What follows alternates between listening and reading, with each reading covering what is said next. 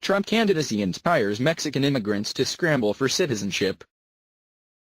Presidential candidate Donald Trump wants to build a huge wall along the Mexican border. Mexican immigrants Lilia Garcia and Antonio Reyes want to build one around themselves. Last weekend Garcia and Reyes joined a growing surge of legal permanent residents in Dallas and elsewhere inspired to seek U.S. citizenship in an effort to defend themselves against the leading Republican candidate. Call it Efecto Trump, the Trump effect. "I want to vote now," says Garcia, a 52-year-old native of Irapuato. "It will be easier to get my rights, and I want to show solidarity with the people who still need documents." Reyes, who is 84, fingers yellowed Mexican documents that look fragile like leaves and explain life passages like birth, marriage, and entry into the U.S. Reyes wants to vote, too. "I want to do this because I see this Senor Donald Trump. He's crazy," Reyes says. Garcia, Reyes, and other Mexican immigrants have an unusual ally in their quest: the Mexican government. The U.S. citizenship workshops at Mexican consulates are a first for the Mexican government, and part of a chain of such events being held by key consulates in the U.S., said Victor Arriaga, deputy Mexican consul in Dallas. The consulate is working with groups like Catholic Charities and the North Texas Dream Team and with pro bono lawyers. Arriaga worked the crowd at a recent Saturday workshop, telling them they could retain Mexican citizenship while also holding U.S. citizenship. "It is perfectly fine to have a second nationality," Arriaga said, explaining a Mexican law in 1998 that changed the rules covering Mexican citizenship and nationality. "People are very proud of being Mexican and want to retain their Mexican identity. But they can still be a citizen here and experience their rights here."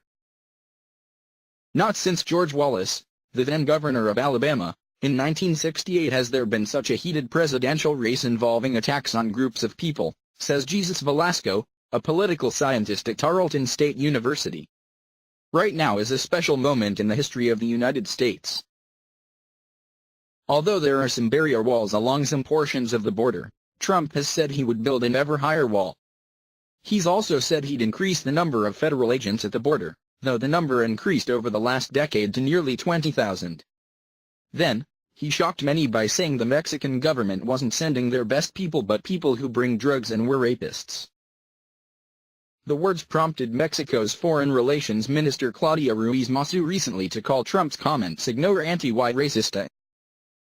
Trump's response to the furor: "The Hispanics love me." Velasco, the political scientist, said the Mexican government is trying to capitalize on the anger at Trump among many Mexican immigrants, who are likely to vote Democrat. Its impact is difficult to gauge, though. What is certain for now is that Mexicans have had some of the lowest naturalization rates among immigrant groups who have the green cards of legal permanent residency.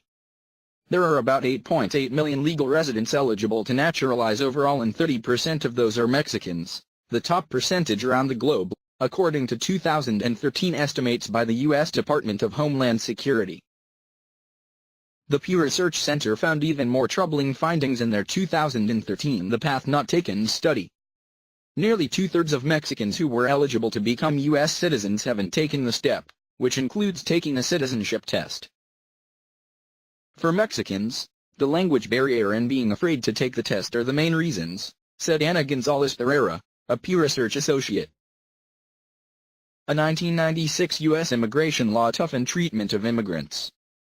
That inspired several foreign governments to change their laws regarding dual nationality, as a sort of protection, Gonzalez Ferreira said. "This is the first time the Mexican government is helping out in facilitating the naturalization," she said. Other campaigns have been launched nationally around naturalization. Among them are the Latino Victory Project and the National Partnership for New Americans, which calls the campaign the New American Democracy. They use Trump's "they are not sending their best" statements meshed with video of immigrants and their job titles: scientist, lawyer, community organizer, astronaut. The ending: "Our future is at stake. Naturalize and out." The U.S. offers exemptions to its English language civics test and allows for certain immigrants to take the test in their native language.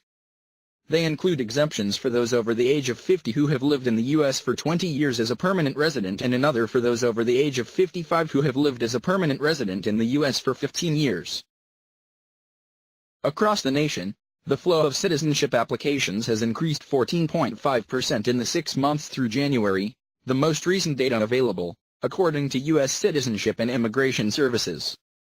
Dallas has the nation's fourth-largest population of Mexican immigrants, after Los Angeles, Chicago, and Houston, according to the Migration Policy Institute, a D.C. nonprofit. It can take up to 6 months for application processing in North Texas at the Federal Citizenship Agency. At 2 weekend citizenship workshops in Dallas, volunteers saw hundreds of applicants, including a 93-year-old man. "They are so enthusiastic about being citizens," said Martin Vacco, a volunteer lawyer at the event. Most told Vacco they wanted to vote in this year's presidential election. Yasmin Rascon, a 38-year-old Chihuahua native with 2 sons who are U.S. citizens, said she applied for U.S. citizenship because of the anti-immigrant atmosphere in the U.S. elections. "With the situation, I thought it was best to convert to U.S. citizenship," Rascon said. "I won't lose my Mexican nationality. I'll have dual citizenship."